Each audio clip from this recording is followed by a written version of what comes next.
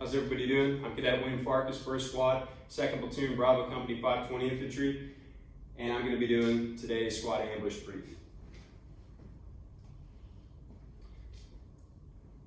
So some task conditions and standards. We're going to be conducting an ambush against the North Torbian Motorized Squad. That's going to be in the vicinity of Trewongle, no later than 1200 today. Right now, it is 0700, so plan accordingly. That's going to be in support of circumventing enemy intelligence efforts. They've been hitting us before. We're going to try to keep them from hitting us later, hitting U.S. forces in the area, right? So this is a little schematic, little sketch using the map that we've been provided of our ambush site. The enemy we know is going to be heading from east to west along this route. As such, we have accordingly placed the different locations within the ambush, right? So this is going to be our ORP. For the purposes of withdrawal, it's also going to be our rally point. Assuming that our S&O has already been in place, and assuming that we've already done our leaders recon, we're going to go ahead and in place our security teams. First, I'm going to want to in place the near side security. Why? Because I want a high casualty producing weapon system, a SAW, having eyes on down this high-speed avenue of approach where we expect the enemy to come from. In addition, I'm going to want Bravo team leader to be here. The security team, as a footnote, is going to be Bravo team. So, with that in mind, we've in place the near side security. We're going to go over to the far side and in place them.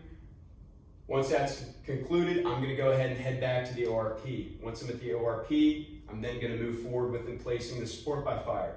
At this time, any elements that are not being in place are at the ORP pulling security, watching the rucks, etc. Right? I'm going to go ahead, have that machine gun team move down. That's going to consist of the machine gunner and the assistant machine gunner.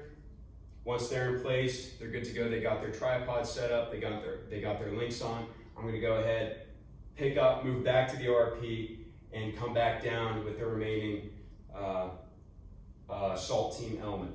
Right, so that's going to consist of our 2 AT4s, one of which I'm going to be carrying and initiating the ambush with, a M320, and then of course our S&O, right? So we also have 3 Claymores. That's going to be going along with the initiation, which is what we're going to be getting into now.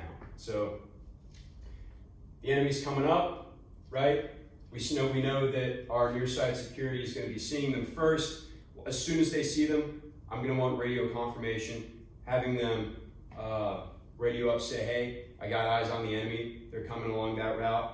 You're going to be engaging them soon. Hey, Roger, got that? We're ready, okay? As soon as the enemy comes up and they are from this part of the kill zone to that part of the kill zone, meaning that their lead element is around target reference point 1, I'm going to go ahead and initiate. Now, the primary means of initiation is going to be my AT4. If that doesn't work, hey, we got our alternate. I'm going to be engaging with my rifle. If that doesn't work, then we're going to be going to whistle, and then finally for our emergency, we're going to be going to, hey, I'm going to grab the buddy next to me. We're going to be shooting based off of voice commands, right?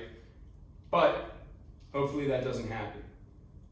Primarily, we're going to be engaging with the AT4 first. So I'm going to shoot the AT4. Once I shoot that AT4, I'm going to be aiming at that motorized vehicle, that truck, CSK. Once I shoot, the other AT4 is going to shoot at that truck as well, just in case I misfire once we start initiating. Once the AT4s are shooting at the same time, that mad minute is starting.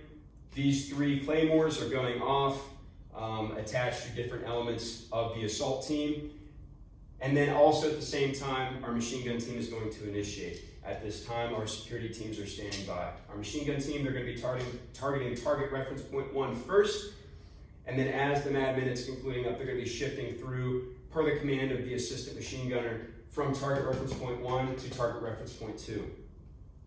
Once mad minute is concluded, we see that the enemy is no longer a threat. We're going to go ahead, the assault team is going to pick up and bound through the objective, engaging if need be until we hit the limit of advance. Once we hit that limit of advance, again, the security teams are just standing by at this time.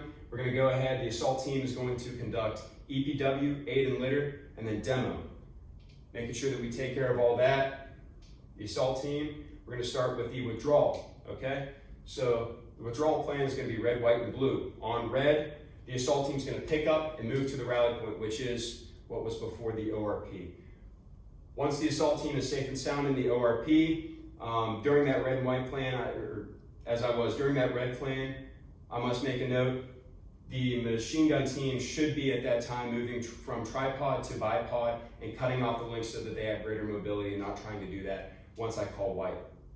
Continuing on, once the assault element is in the ORP, I'm going to call white.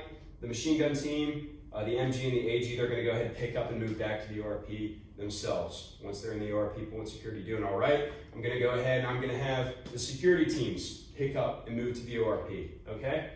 That's going to be on blue.